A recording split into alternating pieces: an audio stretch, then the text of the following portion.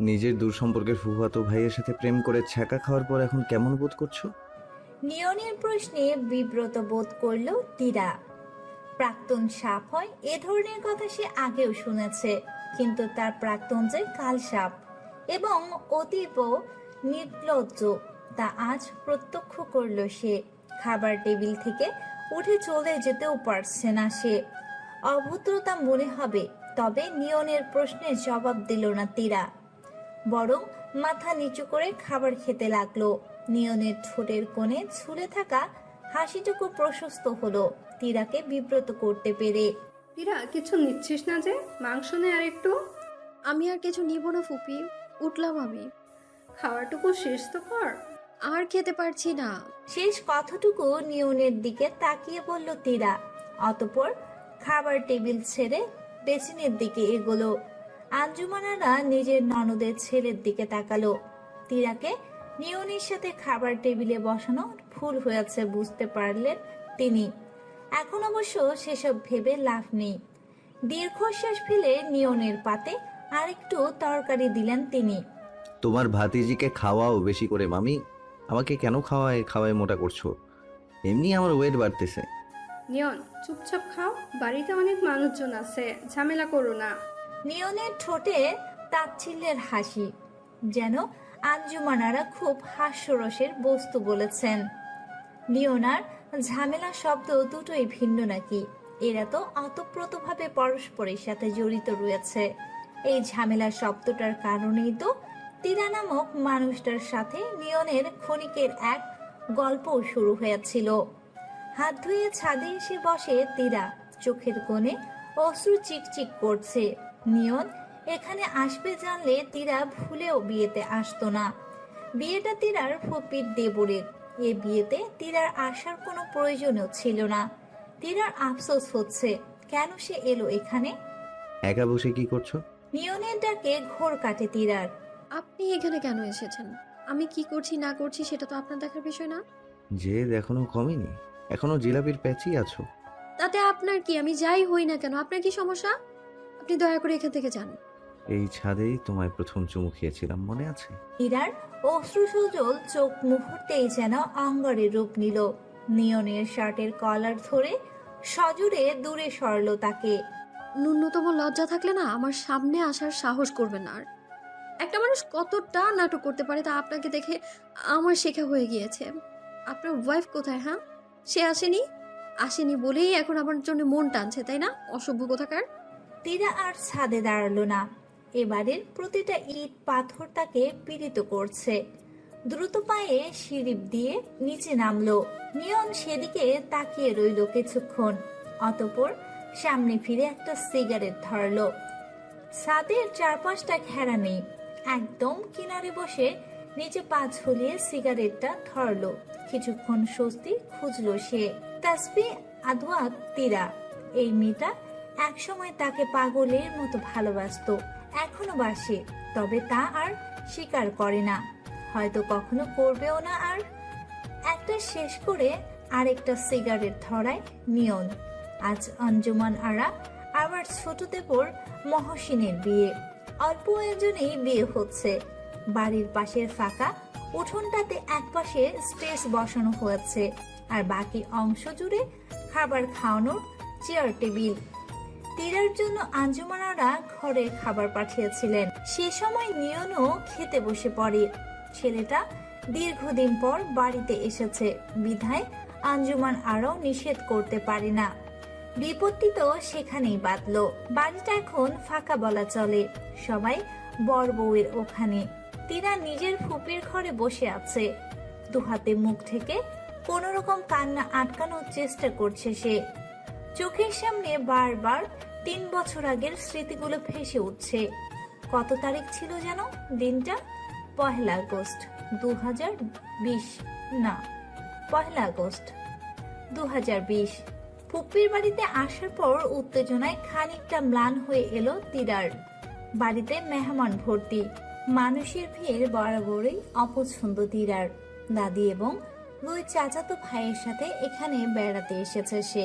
ফুপির এক নিকটাত্মীয়ের বিয়ে আগামীকাল, এ কথাও জানলো আসার পরে।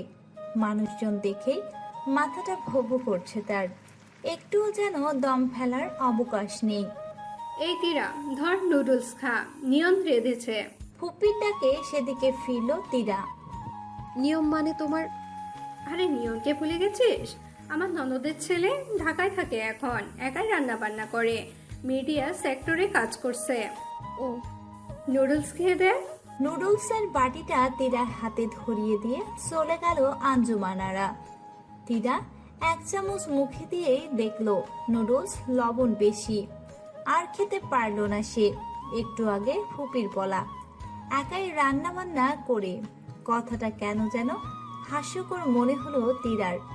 নুডলস রেখে ফোন বের করে ফেসবুক স্ক্রল করতে লাগলো সে। একজন ভদ্রমহিলা এসে তীরার থেকে অল্প দূরত্বে বসলো। তীরা চেনে তাকে, ইনি আঞ্জুমান আরার ননদ, যার ছেলের গুণগান এতক্ষণ তার ফুপ্পি করে গেল। তুমি তীরা না? আসসালামু আলাইকুম আন্টি। ওয়ালাইকুম আসসালাম। অনেক বড় হয়ে গেছো তো। তীরা কি উত্তর দেবে বুঝতে পারল না। সে বরাবরই স্বল্পভাষী। এরই মধ্যে এক চেনা মুখের উপস্থিতিতে তার হৃদস্পন্দন দ্রুতগতিতে ছুটতে লাগলো। ইসমাম আবরার নিয়ন, তীরার ফুপ্পির ননদের ছেলে। ছেলেটাকে তীরা ছোটবেলায় একবার দেখেছিল। সে সময়কার অল্প কিছু স্মৃতি মাথায় টোকা দিতে লাগলো। তীরা মনে মনে তীব্রভাবে চাইল ছেলেটা যেন এখানে বেশিক্ষণ না থাকে। সে আর কিছুক্ষণ থাকলে তীরা নিশ্চিত বিব্রত বোধ করবে। মা, নাফসি কই? খাইছে কিছু? না, তুই কোথায় এত ঘুরতেছিস? বসে থাক তো একটু। পাইছে এক বাইক নিয়ে ঘুরে বেড়ানো। নিয়ন চুপচাপ ফোন বের করে বিছানার একদম কর্নারে গিয়ে দেয়ালের সাথে হেলান দিয়ে বসলো। তীরা ঠোক গিলল। সে বিছানার এক কোণে, তার পাশে নিয়নের মা এবং তার কোনাকুনি বরাবর নিয়ন বসে। তীরার বড্ড অস্বস্তি বোধ হলো। নিয়নের মা মেহবুবা খানম কোমল মনের মানুষ, খানিকটা মিশুক এবং অনেকটা আন্তরিক স্বভাবের, কিন্তু তীরা অন্তর্মুখী। সে বাক্যলাপে অস্বস্তি বোধ করছে, বুঝে উঠতে পারছে না কি বলবে। ড্রেসিং টেবিলের দিকে নজর গেলে মেহবুবা খানমের ছোট বাটি ভর্তি কিসের যেন রস। তীরা, এই বাটিতে এসব কি? ওহ, এটা আর বলেন না আন্টি। ফুপির জন্য দিন দিন পড়তে পড়তে নাই হয়ে যাচ্ছে, সেই জন্যই ইউটিউব দেখে কি না কি বানাইছে আল্লাহ জানে। নিজে চুলে তো দিছে জোর করে, আবার আমার চুলেও লাগিয়ে দিছে। অনেকটা প্রাণবন্ত স্বরে কথাটুকু বলল তীরা। নিয়ন বাঁকা চোখে তাকালো তীরার দিকে। এতক্ষণ পর সবেমাত্র মেয়েটার মুখ ফুটে একটু কথা বলেছে। নিয়ন খানিকক্ষণ তাকিয়ে রইল সেদিকে। এই মেয়েটাকে সে দেখেছিল ছোটবেলাতে। মেয়েটা তখন স্কুলে পড়তো। স্কুল ড্রেসে তরকারি মাখিয়ে এসেছিল একবার। রোজ দৌড়ে বাসা থেকে বের হয়ে বাসে উঠে সিট নিয়ে ঝগড়া করতো কারো না কারোর সাথে। সেই মেয়েটা বড্ড বড় হয়ে গেছে। মেয়েটার কি মনে আছে তার ছোটবেলার গল্পে একজন রাজপুত্র ছিল, যে আড়াল থেকে সব সময় তাকে চোখে চোখে রাখতো, কিন্তু কখনো সামনে এসে কিছু বলতে পারেনি। তীরা, জলদি উঠ। নিয়ন বাইক অ্যাক্সিডেন্ট করেছে, ওকে হাসপাতালে নিয়ে গেছে। আঞ্জুমান আরান ধাক্কা ধাক্কিতে তীরার ধ্যান ভাঙলো। নিয়ন নামটাই কেবল কানের পর্দায় সজোরে আঘাত করলো। পরবর্তী শব্দগুলো বুঝতে তার অল্প বিস্তর সময় লাগলো। ঠোঁট কাঁপতে লাগলো তার। নিয়ন অ্যাক্সিডেন্ট করেছে? আপনার দোয়া কবুল হয়েছে। এক্স প্রেমিকের অ্যাক্সিডেন্ট হয়েছে, খুশি হন। নিয়নের তেরা কথা তীরার হৃদয়কে মুহূর্তে ব্যবচ্ছেদ করে ফেললো। একটা মানুষ কতটা অসহনীয় হতে পারে তা নিয়নকে দেখে উপলব্ধি হলো তীরার। এই মানুষটাকে সে এত ভালোবেসেছিল। এই মানুষটার অ্যাক্সিডেন্টের কথা শুনে সে কেঁদে চোখ ফুলিয়েছে। একটুও কি পরোয়া করে লোকটা এসবে? কাঁদছিস কেন তুই? চোখের 12টা বাজাইছিস। মরছি আমি? নরম গলায় প্রশ্ন করে নিয়ন। আপনি এতটা নিষ্ঠুর কিভাবে হতে পারেন? এই যে আপনার ক্ষণে ক্ষণে রং বদল কেন? আমি যথেষ্ট কষ্ট পেয়েছি, প্লিজ আর ভালোবাসার নাটক করে আমায় ভাঙাতে আসবেন না প্লিজ। কাঁথার বাচ্চা সবসময় এক লাইন বেশি বুঝিস। কাছে আয় তো একটু। আমার কথা আপনার কানে আদৌ যাচ্ছে? নিজের মতো করেই ভাবছেন সবটা। আপনার ওয়াইফ কোথায়? হ্যাঁ, ডাকেন তাকে, চলে যাচ্ছি আমি। 14টা বউ আমার, এক একদিন এক একটার সাথে থাকি, কোনটাকে ডাকবো বলেন? তীরা দুহাতে মাথা চেপে ধরল। নিয়নের এই ব্যবহার তার অপরিচিত নয়। তুই করে ডাকার সময়টুকুতে নিয়নের ব্যবহার ছিল তার প্রেমিকের মতো, কিন্তু আপনি করে ডাকার মুহূর্তটুকু নিয়ন অপরিচিতদের মতো আচরণ করছে। এই অভ্যেসটার সাথে তীরা ভালোভাবেই পরিচিত। রাগে মস্তিষ্কে আগুন দাউ দাউ করে জ্বলছে তার, কিন্তু কিছু করার নেই। নিয়ন ভুলেও তাকে সোজাভাবে উত্তর দিবে না। তীরা আর চোখে নিয়নের দিকে তাকালো। কপালে ব্যান্ডেজ, পায়ে অনেকটা আঘাত লেগেছে, ছোট ছোট চুলগুলো ব্যান্ডেজের উপর এসে পড়েছে। জাগতিক মায়া যেন সবটুকুও নিয়নের চোখে ভর করছে। তীরা মাথা নাড়ালো। আবারও তোর ভুল করতে যাচ্ছিল সে। বেহায়া মনটা নিয়নের কাছে গিয়ে কপালে আলতো করে হাত বোলানোর স্বপ্ন বুনিয়েছিল। এ স্বপ্ন দেখা নিজের সাথে অন্যায়। তীরা চোখের কোণে জমে থাকা অশ্রুকণা মুছে কেবিন থেকে বেরিয়ে গেল। বাইরে মেহবুবা খানম এবং নিয়নের বাবা নাইমুর রহমান দাঁড়িয়ে। তীরা এসেছিল তার ফুপির সাথে। আশেপাশে তাকে খুঁজে না পেয়ে তীরা তৎক্ষণাৎ একাই হসপিটাল থেকে বেরিয়ে এলো।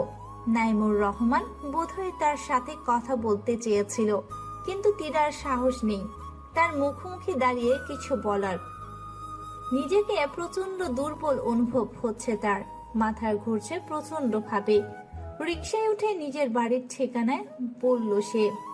আবারও ফুপির বাড়িতে যাওয়ার দুঃসাহস সে দেখাতে চায় না। রিকশার হুডটা তুলে দিয়ে জোরে জোরে নিঃশ্বাস নিয়ে নিজেকে শান্ত করার চেষ্টা করছে তীরা। হাত পা ক্রমাগত কাঁপছে তার। বিয়ে বাড়ির ব্যস্ততায় ফুপির সাথে খেতে বসার সুযোগ পেল না তীরা। মেহবুবা খানম এবং নিজের দাদির সাথে খেতে বসলো সে।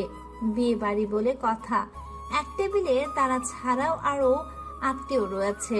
যার বিয়ে হচ্ছে তাকে অল্প চেনে তিনি, তার ফুপির দূর সম্পর্কের ননদ হয়। তীরের পাশেই এক ভদ্রলোক বসেছে, তিনি মেহবুবা খানমের সাথে গল্প করছে। প্রসঙ্গক্রমে নিয়নের নাম উঠতেই তীরার কানও আসে কথাগুলো। মেহবুবা, তোমার ছেলেকে দেখলাম, এত বড় চুল রেখেছে কেন? ছেলে মানুষ এত বড় চুল রাখলে মানুষজন কি বলবে? দেখতেও কি বাজে লাগছে। এসব কি ভদ্র পরিবারের সন্তানদের শোভা পায়? তোমার স্বামী একজন শিক্ষক, ছেলেকে এই শিক্ষা দিয়েছে যে? আপনি ভুল ভাবছেন চাচা, ও সুন্নতি বাবরি রেখেছে, এটা একান্তই ওর ইচ্ছে। ইচ্ছে বললেই হলো, তোমরা মানলে কেন? ঠাটিয়ে দুটো চড় দিতে পারলে না? এমন ছেলেকে মেরে সোজা করা উচিত। মেহবুবা খানম কিছু বললেন না। তীরা স্পষ্ট দেখলো তার চোখ ছলছল করছে। খেতে বসা একজন মানুষকে আঘাত করে কথা বলার মতো নিকৃষ্ট কাজ কোনো নিকটাত্মীয়রা করতে পারে তা প্রত্যক্ষ করে ব্যথিত হলো তীরা। সমস্যাটা সেখানে থেমে গেলেও পারত, কিন্তু থামলো না। এত বড় চুল নিয়ে ঝামেলাটা আরো বিস্তর হলো। শেষমেশ নিয়নের বাবা নাইমুর রহমান এবং নিয়ন দুপুরবেলায় চলে গেল বাড়ি থেকে। তীরার খারাপ লাগলো। কেন খারাপ লাগলো জানে না সে, তবে নিয়নের সাথে কথা বলতে খুব ইচ্ছে করছিল তার। একটা মানুষকে কেবলমাত্র তার চুলের জন্য এতটা অপমানিত হতে সে কখনো দেখেনি। তীরের ছোটবেলার কথা মনে পড়ে। সে তখন 2 কিংবা 3-তে পড়ে সম্ভবত। ফুপার সাথে তেমন সখ্যতা ছিল না তার। সেবারই ফুপার সাথে মেলায় বেড়াতে গিয়ে সখ্যতা হয়। নিয়নও এসেছিল। এক বাইকে তারা 3 জন ছিল।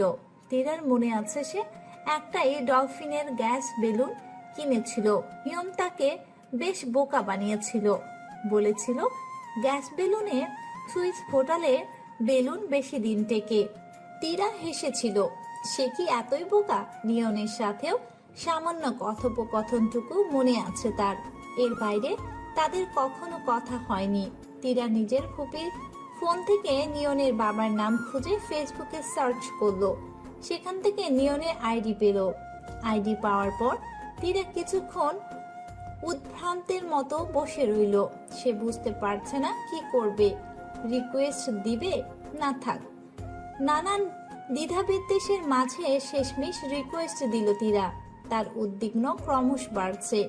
নিয়নের প্রোফাইলে এলোমেলো কথাগুলো বারবার নজর বোলাচ্ছে সে। অদ্ভুতভাবে তার হৃদস্পন্দন গতি সেকেন্ডে সেকেন্ডে বাড়ছে। শেষমেশ নিজের উদ্বেগ নিয়ন্ত্রণ করতে না পেরে প্রিয় সখী নিশাতের শরণাপন্ন হলো সে। নিশু, শোনো, একটা কাহিনী হয়েছে। কি কাহিনী? তীরা নিশাতকে বিয়ে বাড়ির সমস্ত ঘটনা শুরু থেকে বলল এবং নিয়নকে নিয়ে যে তার মধ্যে উদ্বেগ কাজ করছে তাও বলল। রিকোয়েস্ট দিছিস? যখন ধৈর্য ধর, না হলে মেসেজ দে। ধুর, মেসেজ দিয়ে কি বলবো আর। তীরা আসলেই জানে না সে মেসেজে কি বলবে। নিয়নের হয়তো তার কথা মনেও নেই। তীরাই বা কতটুকু মনে আছে ছোটবেলায় সেই বেলুনের ঘটনা। আর একবার নিয়নের সাথে কথা বলেছিল ফুপ্পির বাড়িতে, সেটাও ছোট থাকতেই। তীরের টিভিতে সিআইডি দেখেছিল। নিয়ন তাকে প্রশ্ন করেছিল এটার ফুল ফর্ম কি। এতটুকু বিষয় নিশ্চয়ই কেউ মনে রাখে না। নিজের মামির ভাতিজির কথা তো ভুলেও না। এতদিনের সম্পর্কে সে চিনবেও না। তীরা আশা ছেড়ে দিল। রিকোয়েস্ট অ্যাকসেপ্ট করলে করবে, আর না হলে তীরা এ বিষয়ে আর বাড়তি কিছু ভাববে না সিদ্ধান্ত নিল। এ কেমন কথার কথা। মনে মনে ঠিকই তীরা নিয়নকে নিয়ে ভাবলো। ছেলেটার জন্য মনে এক কোণে অনুভূতির সূক্ষ্ম যন্ত্রণাটুকু উপেক্ষা করতে পারলো না। আপা, এসে গেছি। এখান থেকে কোন দিকে যাবেন? এখানেই থামান মামা। রিক্সা থেকে নেমে টাকা পরিশোধ করে বাড়ির দিকে এগোলো তীরা।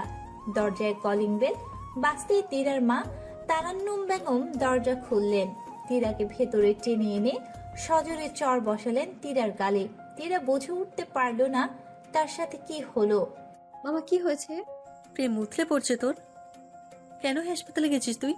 তোর তো ওই ছেলের সাথে কোনো সম্পর্ক নাই, তাহলে কেন গেছিস ওকে দেখতে? পুপি নিয়ে গিয়েছিল। চিনিস আমাকে? আমি তোর মা। আমার পেট থেকে তুই হয়েছিস নাকি তোর পেট থেকে আমি হয়েছি? ভূগোল বোঝাও আমাকে। এক থাপ্পড় দিয়ে সব প্রেম বের করে দিব। আমার মনে কোনো প্রেম নেই যেটা তোমার থাপড়ায় বের করা লাগবে। পুপি নিয়ে গিয়েছিল দেখেই আমি গিয়েছি। বিশ্বাস না হলে তোমার ননদকে কল করে শোনো। তীরার কথা শেষ হওয়ার আগেই তার গালে সজোরে আরেকটা থাপ্পড় আঘাত হানলো। তাল সামলাতে না পেরে খানিকটা দূরে ছিটকে গেল সে। মায়ের অগ্নিদৃষ্টির সামনে নিজেকে বড্ড অসহায় মনে হচ্ছে তার। বড়সড় ঝড়ের আভাস পাচ্ছে সে। নির্ঘাত আজ একটা তুফান আসবেই বাড়িতে। তীরার কথা শেষ হওয়ার আগেই তার গালে সজোরে আরেকটা থাপ্পড় আঘাত হানলো। তাল সামলাতে না পেরে খানিকটা দূরে ছিটকে গেল সে। মায়ের অগ্নিদৃষ্টির সামনে নিজেকে বড্ড অসহায় মনে হচ্ছে তার। বড়সড় ঝড়ে আভাস পাচ্ছে সে। নির্ঘাত আজ একটা তুফান আসবে এ বাড়িতে। তীরার ভাবনায় ভুল হলো। বাড়ির নীরব অলসে পরিণত হলো যেন। তারান্নুম বেগমও নিয়ে কথা বাড়লো না। পরদিন যথারীতি অফিসে গেলেন তিনি। তীরা বাড়িতে একা। একাকিত্বটা ইদানিং আনন্দ দেয় তীরাকে, আবার নানান কুবুদ্ধিও। এই যেমন দীর্ঘক্ষণ সিলিং এর দিকে তাকিয়ে রহস্যময় হাসিটা হাসবে সে। অতঃপর ড্রয়ারের কোণে লুকিয়ে রাখা ছোট্ট ব্যাগটা বের করলো তীরা। ব্যাগটাতে একটা নূপুর, একটা জলরঙে আঁকা তীরার পোস্ট্রেট, ডেইরি মিল্ক, সিল্কের ব্যাপার আর একটা ডায়েরি রয়েছে। তীরা পায়ের দিকে তাকালো। পায়ের নূপুরটা নেই। নিয়নের দেয়া একটা নূপুর হারিয়ে ফেলেছে সে। কোথায় পড়লো নূপুরটা? হাসপাতালে? তীরা বেশিক্ষণ ভাবতে চাইল না এটা নিয়ে। ডায়েরিটা খুললো। এই ডায়েরিটা তীরার জীবনে নিয়নের আগমনের প্রতিটা মুহূর্তের সাক্ষী। চোখ বন্ধ করে এলোমেলো স্মৃতিগুলো ভিড়ে পাড়ে জমালো অতীতে। 8ই আগস্ট 2020। তীরা একটা ভয়ানক সিদ্ধান্ত নিয়ে ফেললো। নিয়নকে মেসেজ দেওয়ার দুঃসাহস করেই ফেলল সে।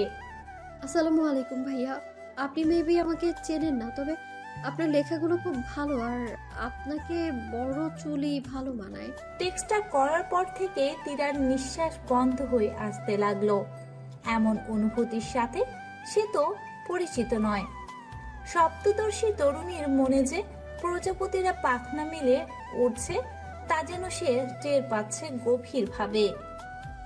নিয়ন সেই টেক্সট দেখলো বিকেল বেলা। তিরার প্রত্যুত্তরে আশা করেনি, তবে প্রত্যুত্তর সে পেল। ওয়ালাইকুম আসসালাম। ধন্যবাদ, কিন্তু আপনি কে? আমি আপনার মামির ভাতিজি। ও আচ্ছা, সরি, চিনতে পারিনি। না চেনাই স্বাভাবিক। বাসার সবাই ভালো আছে? আলহামদুলিল্লাহ ভালো। কথার সূচনা হলো তখন, বলতে গেলে তাদের গল্পের সূচনাও তখন থেকেই। লকডাউনের কারণে পড়াশোনার চাপ নেই, কথা বলল দীর্ঘক্ষণ। দিনের অর্ধেক সময় কাটে তাদের দুজনের নানান আলাপে। দুজন দুজনের সম্পর্কে অল্প বিস্তর জানতে শুরু করে। নিয়ন মাছ ধরতে পছন্দ করে, তিরার বই পড়তে ভালো লাগে। নানান প্রশ্নের ভিড়ে সম্পর্কটাও এগোয়। তোমার কাছে কোনটা গুরুত্বপূর্ণ, বন্ধুত্ব নাকি ভালোবাসা? বন্ধুত্ব। কেন? ভালোবাসা হারায়, বদলায়, কিন্তু বন্ধুত্ব সবসময় একই রকম থাকে। আমি হলে ভালোবাসা বলতাম। আমি যাকে ভালোবাসি সেই আমার কাছে সবচেয়ে গুরুত্বপূর্ণ, সেই আমার সবচেয়ে কাছের বন্ধু। তিরার মনে তখনও ভালোবাসার শব্দটার আবির্ভাব হয়নি। তার জীবনে বন্ধুত্বটাই ছিল সবকিছু। তার ফ্রেন্ড সার্কেল জুড়েই ছিল তার পৃথিবী। সে জীবনে নিয়নের উপস্থিতি ভাঙার কারিগর হিসেবে। আমাদের প্রত্যেকের জীবনে কিছু নিয়ম থাকে যা আমরা বিশেষ একজনের জন্য ভাঙি। তিরার জন্য সেই বিশেষ একজন ছিল নিয়ন, যে তাকে নিয়ম ভাঙতে শেখালো। এক সপ্তাহ পেরোলো আলাপের মাঝে। নিয়নের ঢাকা ফেরার সময় ঘনিয়ে এলো। আগামীকাল রাতে সে ঢাকা ফিরবে। এখনো তিরাকে জানায়নি সে। তিরা, আমি একজনকে খুব ভালোবাসি। আমার সাথে একই স্কুলে পড়তো, আমার চেয়ে ছোট। ওকে কি আমার মনের কথা বলে দেওয়া উচিত? হ্যাঁ, মনের কথা মনে রেখে কি লাভ? ঠিক বলেছ, ধন্যবাদ তোমাকে। আমার আইডির পাসওয়ার্ড এটা। আমার কিছু হলে তাকে জানানোর দায়িত্ব তোমায় দিয়ে যাব। পাসওয়ার্ড দেওয়ার প্রয়োজন নেই, আমি তো আপনার খুব কাছের কেউ না। তাছাড়া আপনার কি হবে, যাকে ভালোবাসেন তাকে জানিয়ে দিন। নিয়নের সাথে তিরার সে রাতে আর কথা হলো না। নিয়ন কাউকে ভালোবাসে জানার পর তিরার মন বিষাতে আবৃত হয়ে এলো। অকারণ চোখের জলগুলো গড়াতে লাগলো অবিরত। তিরা নিজেও বুঝছে না কেন সে এমন করছে। নিয়ন তাকে কতটুকুই বা চেনে, সেও তো নিয়নকে ঠিক মতো চেনে না। নিয়নের জীবনে কেউ একজন থাকতেই পারে, এটা নিয়ে কান্না করার কিচ্ছু নেই। নিজেকে বোঝানোর সর্বোচ্চ চেষ্টা করেও বিশেষ লাভ হলো না তিরার। অর্ধরাত্রি অতিবাহিত হলো চোখের জলের সাথে যুদ্ধ করতে করতে। নিয়নের ঢাকা ফেরার দিন আজ। রাত 11টা বাজ। নিয়ন কেবল তিরাকে জানিয়ে রাখলো রাত 11টায় বাস। সে যেন অনলাইনে থাকে তখন। তিরার মন ত্বক বিষণ্ণ। নিয়নের সাথে কথা বললেই নিজেকে দুর্বল মনে হয় তার। ছেলেটার প্রতি দুর্বলতা বাড়িয়ে কি লাভ, সে তো অন্য কারো। 11টা অবধি এসব ভাবনাই তারা করে বেড়ালো তিরাকে। তিরা, আছো? হুম। ঢাকায় ফিরছি এখন। ও, মন খারাপ? একটু। ঢাকা গিয়ে হয়তো কাজের ব্যস্ততায় আমায় ভুলে যাবেন, ভবিষ্যতে চিনবেন কি না। একটা কাজ করবে, কি? ঘুমাতে যাওয়ার আগে আমাকে জানাবে। আজ নাকি রোজ? রোজ। আচ্ছা। একটা কথা বলবো, আগে আমার সম্পূর্ণ কথা শুনবে, তারপর উত্তর দেবে। আমার কথা শেষ হওয়ার আগে কিছু বলবে না। আচ্ছা, আপনার কথা শেষ হলে আমি বলবো। আর কত আপনি আপনি করবেন? মিসেস আবরার হলেও আপনি করেই ডাকবেন। মিসেস আবরার হলে কয়টা বেবি নেবে? মানে? বলেছিলাম না কথা শেষ করতে দিতে, গাধা। কালকে যে মেয়ের কথা বলেছি সেটা তুমি আমার স্কুলেই পড়তে। আমি সেই 2010 সালে তোমায় দেখেছিলাম, ওই বাচ্চাটাকে পছন্দ করে ফেলেছিলাম। আমার জীবনের প্রথম ভালো লাগা তুমি ছিলে। মামির বাড়িতে তোমাকে দেখার পর আমি কতটা খুশি হয়েছিলাম বলে বোঝাতে পারবো না। কিন্তু তুমি একটা কথাও বললে না। আম্মুর সাথে যখন কথা বললে ওই একটা কথাই, আমার দিকে তাকালে না অবধি। রাতে লেট করে ফিরে কলিং বেল দিচ্ছিলাম বারবার। ভেবেছিলাম তুমি আসবে দরজা খুলতে, এলে না। আমি তোমাকে দেখার পর থেকে কতটা পাগল হয়েছিলাম বলে বোঝাতে পারবো না। তীরা কলিং বেলের কথাটা মনে পড়ল। ফুপির বাড়িতে নিয়নরা আসার রাতেই সে শুয়ে পড়েছিল। এমন সময় বেশ কয়েকবার কলিং বেল বেজেছিল। সে দরজা খুলতে যেতে চেয়েছিল, কিন্তু ফুপি নিষেধ করে। আপনি 2010 থেকে আমায় পছন্দ করেন? ওই বয়সে? পাকনা ছিলাম ম্যাম, ছোট থেকেই। তুমি তার উপর বাসের সিট নিয়ে নিয়ে ঝগড়া করতে। তোমার বাচ্চামির প্রেমে পড়েছিলাম আমি, এক নিষ্পাপ বাচ্চা। তখন ভাবিনি তুমি আমার লাইফে আসবে। তারপর তোমার ফুপ্পির সাথে মামার বিয়ে ঠিক হলো। এসব কিছু হয়তো ভাগ্যে ছিল। এখন এই যে তোমাকে সব কিছু বলতে পারছি, এটা আমি সত্যি বিশ্বাস করতে পারছি না। দেখো, তুমি সময় নাও, আমি তোমার জন্য অপেক্ষা করতে রাজি আছি। তীরার হাত পা কাঁপছে। কি উত্তর দিবে সে নিয়নের কাছে? মনের কথা কিভাবে প্রকাশ করবে? লুকিয়ে রাখতে তো পারবেই না, বলাটাও দুঃসাধ্য মনে হচ্ছে। রিল্যাক্স, টেনশন নিও না। তুমি চাইলে আমি এসব নিয়ে আর কখনো কিছু বলবো না, কিন্তু আমি আমার অনুভূতি লুকাতে চাই না। আমার মনে যা ছিল তা আমি বলেছি। 10 বছর আগের ভালোবাসা আমি আমার জীবনে ফিরে পেয়েছি, তা আমি হারাতে চাই না। আমার সবকিছু এলোমেলো লাগতেছে। চিল, প্যারা নিও না। এখনই বিয়ে করতে বলিনি তো, শুধু বাচ্চার হিসেবটা করে রাখো আগে ভাগে। আচ্ছা, সিরিয়াস কথা, মামির ওখানকার একটা কাহিনী বলি। বিয়ের দিন তুমি রুমের বারান্দার সাথে জানালার সাথে হেলান দিয়ে বসেছিলে, মনে আছে? তীরা মনে করার চেষ্টা করলো। বিয়ের দিন সবাই ব্যস্ত ছিল। তীরার ভালো লাগছিল না বলে ঘরে ছিল। তার ফুপ্পির ঘরটা রাস্তামুখী। বারান্দার সাথে ঘরের একটা থাই জানালায় রয়েছে। সেখানে হেলান দিয়ে বিছানায় বসেছিল তীরা। এটা নিয়ন খেয়াল করেছে। হ্যাঁ, বসেছিলাম। কয়েকটা ছেলে তোমাকে নিয়ে উল্টাপাল্টা বলছিল। আমি গিয়ে শুধু এতটুকু বলেছি, তুমি মিসেস আবরার। এখন ওদের কাছে আমার মান সম্মান রক্ষার দায়িত্ব তোমার। দোয়া করো ইন ফিউচার যেন তোমাকে তাদের ভাবি হিসেবে নিয়ে যেতে পারি। তীরার হৃদস্পন্দন কম্পন বাড়তে থাকলো। এই ছেলেটার এক একটা কথা তার হৃদস্পন্দন বাড়িয়ে তুলছে। নিয়ন সত্যিই তাকে সেই ছোটবেলা থেকেই পছন্দ করত। তীরা কি উত্তর দিবে বুঝে উঠতে পারছে না। তীরার হাত পা কাঁপছে। রাত 11টার বেশি বাজে। এত রাত অবধি সে কখনোই জাগে না। তীরা কি করবে বুঝতে না পেরে নিয়নের টেক্সটগুলো স্ক্রিনশট নিশাদকে দিল। নিশাদ তৎক্ষণাৎ সিম করলো। আমার মনে হচ্ছে ভাইয়াটা ভালো, তাছাড়া তুইও তো পছন্দ করিস। এটা কি সঠিক সময়? ভাইয়া তো বলেছেই অপেক্ষা করবে। তোকে তো এখনই কিছু বলা লাগতেছে না। নিশাতের কথাটা ভেবে দেখলো তীরা। আসলেই তো তার এখনই উত্তর দেওয়ার প্রয়োজন নেই, পরে ভেবেচিন্তে উত্তর দিলেই হবে। তীরা চোখ বন্ধ করে নিয়নের চেহারাটা কল্পনা করে। বাবরি চুলগুলো নিয়নকে বড্ড মানায়, অথচ এটা নিয়েই ছেলেটাকে কত কথা শুনতে হয়। তীরা বুঝে ওঠে না, সামান্য সুন্নতি বাবরি রাখার জন্য কাউকে এভাবে জাজ করতে পারে মানুষ। তীরার মনে পড়ে প্রথম দিন কথা বলার সময় তাদের আলাপে কিছু কথা উঠে এসেছিল নিয়নের চুল নিয়েই। ও মাই গড, হ্যাঁ তীরা, এক্ষুনি একটা মেয়ে আমাকে চোখ টিপ মেরেছে। ভালো তো আপনিও চোখ টিপ মারেন। না না, আমি ভদ্র। আব্বুকে বলে দিব একটা মেয়ে আমায় চোখ টিপ মেরেছে। বাহ, আচ্ছা শোনো, আমার চুল নিয়ে তোমার মন্তব্য কি? মন্তব্য করার কি আছে? Your life, your rules. আপনার চুল আপনি যেমন ইচ্ছে রাখবেন। I am impressed. আমাকে এক মেয়ে প্রপোজ করেছিল, বলেছিল চুল কেটে ছোট করতে। ব্লক করেছি। আহারে বেচারি মেয়েটা। তীরা বেশ হেসেছিল এই কাণ্ডে। তবে নিয়ন বোধহয় নিজের ভরসার স্থলটা খুঁজে পেয়েছিল তীরার মাঝে। তীরা যে অন্য সবার মতো তাকে জাজ করবে না এটা নিয়ন উপলব্ধি করেছিল। ভালো লাগাটাও বেড়েছিল দ্বিগুণ। তীরা সময় নিল, দীর্ঘ সময় না, অল্প কিছুদিন। নিয়ন এই অল্প কয়েকদিনে তীরার খুব কাছের একজন হয়ে উঠেছে। অন্তরালে থাকা এক কাছের জন।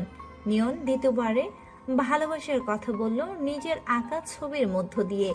ছেলেটা মারাত্মক সুন্দর ছবি আঁকতে, তা বুঝতে সময় লাগেনি তীরার। তীরার একটা জলরঙা পোর্ট্রেট আর নিচে সুন্দর করে লেখা উইল ইউ ম্যারি মি। তীরা মৃদু হাসলো। ঠোঁটে দুষ্টুমির হাসি। বুদ্ধু, এভাবে কেউ প্রপোজ করে? ফিল্ম দেখেন না? আমি তো এভাবেই ভালোবাসার কথা বলতে পারি। আপনি কি রাজি হবেন না? হব। নিয়নের ঠোঁটে হাসি ফুটল। দুজন ফোনের দু প্রান্তে বসে নানা রঙিন অনুভূতির জাল বুনছে। সুন্দরী মুহূর্তটা আংশিক যান্ত্রিক হয়ে যাওয়াতে কেউ কারো ঠোঁটের হাসিটা দেখতে পাচ্ছে না। তীরার এখনো বিশ্বাস করতে কষ্ট হচ্ছে সত্যি সে নিয়নের প্রথম ভালো লাগা, তাও আবার সেই ছোটবেলার। লকডাউনের সাক্ষী রেখে সম্পর্ক শুরু দুজনের। নিয়ন তখন ঢাকায়। লং ডিস্টেন্স রিলেশনশিপ শব্দটার সাথে তীরার খুব বেশি পরিচয় না থাকলেও সে মুহূর্তগুলো উপভোগ করতে শুরু করেছিল। নিয়নের প্রতি অবিশ্বাস করার ন্যূনতম কোনো জায়গা ছিল না। নিয়নের ফেসবুকের পাসওয়ার্ড থেকে শুরু করে ব্যাংক অ্যাকাউন্টের পিন নম্বর অবধি নিয়ন তীরাকে জানিয়ে রেখেছিল। তীরার প্রতি নিয়নের এ অগাধ বিশ্বাসটা তীরার ভয় বাড়িয়ে দিত। কোনোভাবে নিয়নকে হারিয়ে ফেলবে না তো সে? শেষমেশ সেটা নিয়ে প্রশ্ন করে বসলো তীরা। আপনি আপনার ব্যাংক অ্যাকাউন্টের পিন আমাকে দিয়ে রেখেছেন কেন? আমাদের এখনো বিয়ে হয়নি। আমার অদ্ভুত লাগে আপনি আমার উপর এতটা বিশ্বাস করেন যে আমার ভয় হয়। ব্যাংকে টাকা তোমার মোহরানার জন্যই জমাচ্ছি। তোমার টাকার উপর তো তোমারই অধিকার থাকবে, তাই না? এত ভয় পেও না, আমি সব সময় আছি তোমার কাছে। হ্যাঁ, ঢাকা তো খুব কাছে। ঢাকা কাছে না, তবে আমি কাছে। আমি তোমার এলোমেলো চুলের ভাঁজে মিশে আছি, তোমার ভাবুক চোখের মাঝখানে জুড়ে আছি, তোমার বক্ষ পিঞ্জরের সবটুকু জুড়ে আছি। খুব হয়েছে কাপড় রচনা, বগুড়া আসবেন কবে? এখন তো সময় নেই সোনা, তাছাড়া অনেকদিন বাড়িতে ছিলাম, এখন ব্যস্ততা বেশি। ও, লং ডিস্টেন্স রিলেশনশিপের এই মুহূর্তটাই বড্ড যন্ত্রণাদায়ক। তাকে দেখতে মন চায় অথচ দেখার উপায় নেই। নিয়ন অনেকটা দূরে, চাইলেও দু চোখ ভরে দেখা যায় না। আলতো স্পর্শ ছুঁয়ে দেওয়া যাবে না তাকে। তীরা দীর্ঘশ্বাস ফেলে নিয়নকে সান্ত্বনা দেয়। অন্তত এত ব্যস্ততার মাঝে সারাক্ষণ কথা তো বলে ছেলেটা। কখন কি করেছে সব কথা তীরাকে জানায়। এতটুকু বেশি কি বা চাইছে তীরা? সনিয়নের সাথে কথা বলতেই বলতেই আচমকা নিয়নের আইডিতে লগ ইন করলো তীরা। নিয়নের আইডিতে ঘুরতে তার ভালো লাগে। আইডিতে মেজাতে নাই বললেই চলে। নিউজ ফিড জুড়ে সব টেক রিলেটেড কথাবার্তা। তীরা বোঝে না এসব। নিয়নকে জিজ্ঞাসা করলে সে বুঝিয়ে দেয়। আচমকা তীরার নজর পড়ল নিয়ন এবং তার ঘনিষ্ঠ বন্ধুর কথোপকথনে। কথোপকথন দেখে তীরা আশ্চর্য হলো, কেননা নিয়ন বগুড়ায় আসছে। তীরাকে জানায়নি সে, সারপ্রাইজ দিতে চাইছে। তীরা মুচকি হাসলো। গাধা, নিজের আইডির পাসওয়ার্ড তীরাকে দিয়ে তাকে সারপ্রাইজ দেওয়ার প্ল্যান ফেসবুকেই করছে। হেই তীরা, আমি কাল ব্যস্ত থাকবো, কথা হবে না। তা তো থাকবেনই, লম্বা জার্নি আছে যে। মানে?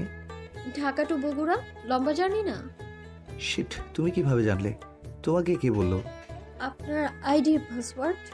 আমি আসলে একটা গাধা, তোমার জন্য কি আনবো বলো? আইসক্রিম। গলে যাবে না? আচ্ছা, আনবনি। তীরা হাসতে লাগলো। নিয়ন বড্ড বোকা বোকা আচরণ করে মাঝে মধ্যে। তীরার এখনো মনে পড়ে তাদের প্রথম কলের কথা। নিয়ন কল করেই গম্ভীর গলায় বলেছিল, আম্মু বলে কলে আমার কণ্ঠ নাকি অন্যরকম শোনায়। তীরা সে কণ্ঠে প্রেমে পড়েছিল গভীরভাবে। তীরার বলতে ইচ্ছে হয়েছিল, আপনার কণ্ঠের এ অন্যরকম মাদকতা শোনার অধিকারটা আমার থাকুক আজীবন। ভালোবাসার সূচনা বড় বড়ই রঙিন হয়ে থাকে, বিবর্ণ তো কেবল হয় উপসংহার। তীরা সেই রঙিন সূচনার সাগরে সাঁতার কেটে বেড়াচ্ছিল। পরদিন নিয়ন ঠিকই বগুড়ায় এলো। বিপত্তি হলো তীরার বেলায়। সে দেখা করবে কিভাবে? তীরা বড্ড ভীত স্বভাবের। নিয়নের সাথে দেখা করতে গিয়ে যদি আত্মীয় স্বজন দেখে নেয়, এই ভয়ে তীরা কিছু বলতেও পারছে না নিয়নকে। ছেলেটা এত দূর জার্নি করে এসেছে তার জন্য। এখন যদি সেই মানা করে তবে নিশ্চয়ই মন খারাপ হবে নিয়নের। এসব ভেবে শেষমেশ রাজি হলো তীরা। তবে তারা দেখা করবে রাস্তায়। নিয়ন বেচারা আর কি বলবে? কোন পাগলের প্রেমে যে সে পড়েছে। রাস্তায় দেখা করা যে বেশি রিক্সি, এটা তীরাকে কোনোভাবেই বোঝাতে না পেরে নিয়ন শেষমেশ রাজি হলো। অক্টোবর মাসে 15 তারিখ। তীরা সকাল থেকে চিন্তার নাজেহাল হয়ে আছে। নিয়ন যথাসময় কল করলো। তীরাও বাড়ি থেকে বেরোলো। যে রাস্তায় দেখা করার কথা সেখানে গেল। সন্তর্পণে নিয়ন দাঁড়িয়ে আছে, সাথে তার এক বন্ধু। তীরার ভয়ে হাত পা কাঁপতে লাগলো। এই মুহূর্তে নিয়নের মুখোমুখি দাঁড়ালো সে।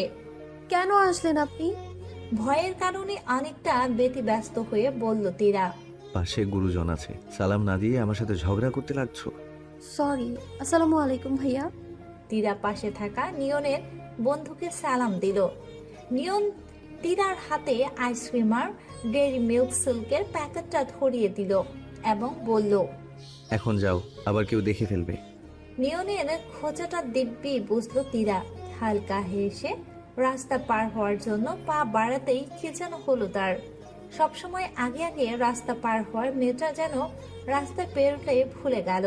আবারও নিয়নের সামনে দাঁড়ালো তীরা। রাস্তা পার করে দিন।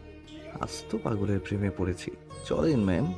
তীরার হাত ধরে তাকে রাস্তা পার করে গাড়িতে তুলে দিল নিয়ন। রাস্তার অসংখ্য তীক্ষ্ণ চক্ষু এবং দৃশ্য পর্যবেক্ষণ করলেও তীরার সেসব নিয়ে ভাবতে ইচ্ছে হলো না।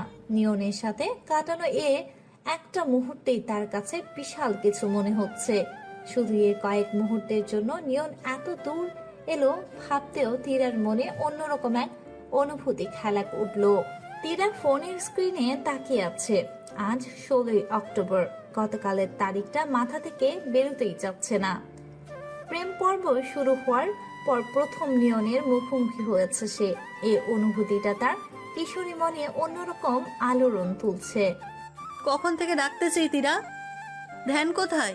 হ্যাঁ হ্যাঁ আম্মু বলো। তোমার আব্বু কল করেছিল। তোমার ফুপি শ্বশুর বাড়ি থেকে দাওয়াত করেছে।